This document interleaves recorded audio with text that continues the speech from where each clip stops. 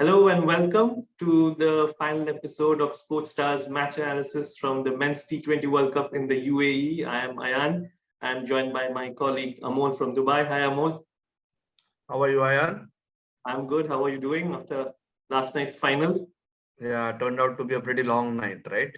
Yeah, absolutely. And well, at the end of it, Australia beat New Zealand by 8 wickets to win their maiden T20 title. Wait, Yeah. Australia men's maiden T20 title, Yeah, right?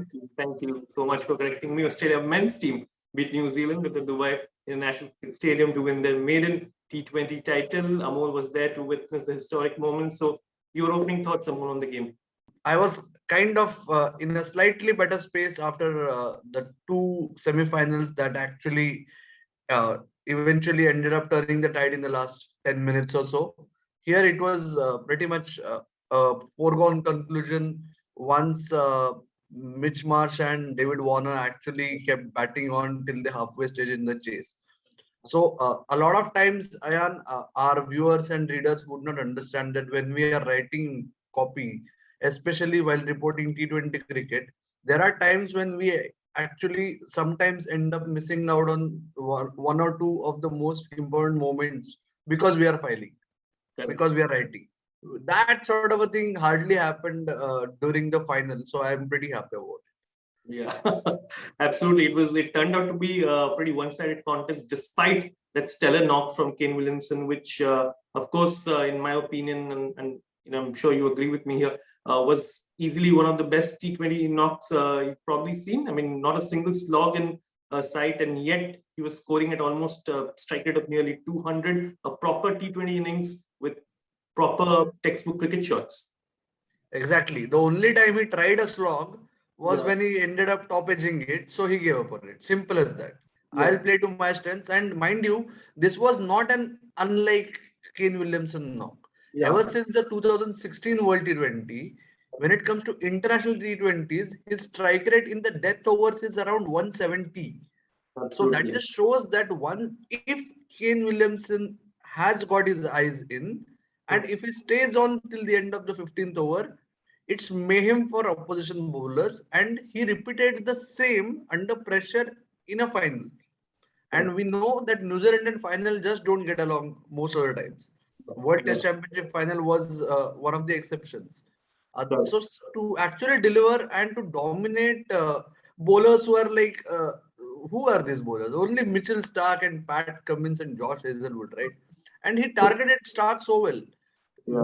We knew that you with the kind of form and rhythm that both Hazelwood and Cummins had found, it was difficult to go after them. So he ensured that he tonked 39 runs of 12 or 13 balls he faced off Mitchell Stark on the day to actually compensate for the other two's economical spells. Right. What a wonderful innings. All I would say at the end of it is Mahela Jayawardene was watching the match from the stadium, having been just conferred with the ICC Hall of Fame. I am sure Mahela Jayawardene would have, given a choice, would have walked up to Kane Williamson and given him a tight hug at the end of the game. Because who better than Jayawardene to actually understand the pain Right. of playing a magnificent knock in a world final and ending up on the losing side. Yeah, absolutely. Great innings. In the end, he probably didn't get much help from the other end. And this is where I felt that the injury to Devon Conway also played its part because he was so crucial for them at that number 4 spot, not only because of the power hitting abilities, but because of his ability against spin. And, getting in Tim Seifert, who had played just one game before the final, didn't quite work out well. But exceptional innings from Kane, nevertheless. So the result notwithstanding, hats off Kane. Now, moving on to Australia, of course, Mitchell Stark in that bowling performance on Sunday was perhaps the downside, so to speak, in an otherwise exceptional performance, you'd say, especially from Josh Hazelwood. Yeah, exactly. Like I said, if you just look at those 12 overs combined, no, you'll Yeah. see 12 overs going for 92 runs. Yeah. Any side will take it in any T20 match, right? Now it doesn't matter that 60 of those came of Stark. Yeah. Yeah. So that way, it did not hurt Australia as much as it would have hurt any other side in any other T20 game had it not been for Hazelwood and Cummins night out. Sensational bowling, and Cummins especially delivered even in the semi-final. We Yeah, spoke the last time we recorded. We referred to the 19th over of Cummins, which yeah, considered 3 runs. correct. He virtually repeated it all through Yeah, the night during the final. yeah, Amazing. I'm specifying Cummins because usually when it comes to going back to games, most of the times people go back to the scoreboard, which is kind of balance sheet of a match, and correct. we go by wickets or runs. Yeah, Someone like Cummins will not get his due as much yeah. as he deserves right through Australia's Yeah. campaign, but he has been one of their pillars of success here. Absolutely. Speaking of pillars of success, another man, Adam Zampa, who had a stellar tournament. We've discussed about Zampa and the impact he's had. You felt that Zampa has been pivotal to Australia's success this tournament. Surprisingly, he doesn't get much game time in IPL, but with a mega auction around the corner, do you foresee a big payday for Zampa? Hopefully, see Yeah, Zampa, even in the IPL scenario, he is a proven correct. performer, right? Till Yeah, not so long ago, he held the best figures by a bowler in IPL. yeah, So that way, it's not that Zampa is unknown or is not recognized by the IPL fraternity. correct. Sadly, with the team that he was involved in, Yeah. no player is assured of a decent run. So that's what went against him in the last couple of years, I feel. What's your take, Ayan? You have been asking me all the questions about Australia. I Yeah. just can't take it. As in, I know you're desperate to actually. I'm surprised you are not wearing yellow. So you go for it. Yeah, absolutely. I was chuffed to bits. A couple of things that stood out for me was David Warner. So much talk about his form coming into the World Cup, and rightly so, might I add, because it was difficult to see him clearing the ball from the square. But he changed things around, and throughout his teammates, his captain, and he himself, they've maintained that he was never out of form. He didn't get much game time, which is true, and so it was pretty heartening to see him bat the way he did. And once Warner, I just have this feeling whenever I see Warner bat without a cap or without a helmet during the middle overs, he's just that, this marauding self who's going to race through attacks, and that's exactly what he did. Also heartening was the performance of Mitchell Marsh. He sort of divides opinions back in Australia. But let's not forget IPL 2020 at the same venue in Dubai. Midway through over, he hurt his ankle and was ruled out. So he's had quite a history with injuries too. So to see him, see Australia home with a knock like that, it was quite satisfying as well. And as it was for Aaron Finch too, who's been pretty vocal about Australia's chances right from the day the squad was picked, as would any captain, of course. But it all seemed a bit too optimistic at that point because of the form going into the World Cup. But well, he's proved that his team is up to the task. So now, before we wrap up, Amol, uh, the three moments that stood out for you from this World Cup. I'll Okay, start. yeah, Yeah, how about going one by one? I'll start off with one of the three defining moments for me was to see Dwayne Bravo actually bowing out of the international T20 scenario for the second time. We are kind of assured, or we are kind of sure that it doesn't end up being another return for him. He's just way too old now to come back. So, but still, with the kind of performance that Dwayne Bravo and the impact that he has had on the overall T20 ecosystem, I feel that was one of the defining moments of the T20 World Cup. What about you, Ayan? for me, it would be Hansha Afridi's spell against India.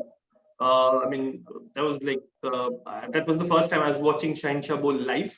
So to see that spell where he was moving the ball at that express pace, and for him to fell to inform openers, Rohit Sharma and KL Rahul, the way he did. I mean, I just felt that at one over, those two deliveries sort of set the tone, not just for that game, but for the remainder of the tournament. So that was my first moment that stood out. What's, what's Okay, my second would be it's not a precise moment as such, but the Rohit Sharma interaction after India finally notched up a win that correct? was against Afghanistan in Abu Dhabi. that interaction kind of gave a sense on a couple of fronts. One is he just, without saying it in as many words, he did admit that India's campaign was all but over. Okay, so that was the admission as such. And the other important thing that kind of struck me was the tone of Rohit Sharma. Not that he ever actually snaps at anyone in a media interaction, but the tone in which he spoke and the similar tone that was carried forward till the end of the campaign kind of gave me an indication about the changing times. Correct. Correct. Well, the second one for me would be, and this is a precise moment, Akil Hussein's catch during the game between West Indies and England. I mean, it was a stunner. It has stayed with me ever since I saw it. Of his own bowling, of course, of Liam Livingstone. Diving to his left, a couple of replays showed it was a clean catch. So that sort of athleticism. Unfortunately, West Indies couldn't really take off in the T20 World Cup, but that clearly was one of the silver linings for them. And Akil Hussain, of course, is a young and upcoming spinner. I'm sure he's got bright days ahead of him. And your final moment, Amol. Yeah, my last moment was actually during one of the last few minutes I spent at the Dubai International Cricket Stadium. It was to see when the Australian team was being given a send-off. Originally, the whole event management team would have planned it, assuming that it would either be India or Pakistan. So the whole dole and baja and djembe, it was a combo of all sorts of percussions as such. They were giving Australian team a send-off as they were entering the bus. Everyone was dancing around, but to see Justin Langer actually shaking a leg was was one of the defining moments of this World Cup for me, because of the sort of image that either has been built around Justin Langer. He for some reason during his coaching tenure, more often than not, he comes across as someone who's always grumpy. But that's not real him, and actually I could witness a shade of real Justin Langer would actually stay on with me for a long time. How about you? Well, yeah, the final one would be of David Warner. There's this one Instagram image that he has shared on his on storyline on Instagram of him and a couple of his teammates rejoicing after the win. So that sums up the moment for Warner and Australia very beautifully, according to me. He's had a tough run leading up to the World Cup. Questions about his form, about his fitness, but he's proved them wrong. And once again, showing that class is permanent, form is temporary. So yeah, all in all, a great World Cup for not just him, but for Australia, the men's team as well. So yeah, and yeah. Okay, so that brings us to an end almost. To conclude, can you give us your one takeaway from the World Cup? Yeah, my biggest takeaway is, form and rankings count for very little in world events. I mean, if that were the case, then Australia should have been knocked out way before the final, because they came into this event having lost 5 T20 series on the trot. The ranking, wasn't really flattering either. But here we are discussing how the men's team has won its first T20 World Cup. So that would be my biggest takeaway. What about you? My single biggest takeaway, Ayan, is the commercial success or fan following or quality of cricket that we see in a franchise-based league has very little bearing on the success of a team that hosts that particular T20 league. We will, of course, delve deeper into the World Cup and other cricket events outside the World Cup, of course, because there's plenty more happening. There's the India-New Zealand series that will start in a couple of days' time, believe it or not. So you can hear in about all of that in our next episode of Match Point Paradox. So keep an eye out. And yeah, this is Ayan signing off with Amol. Thank you so much.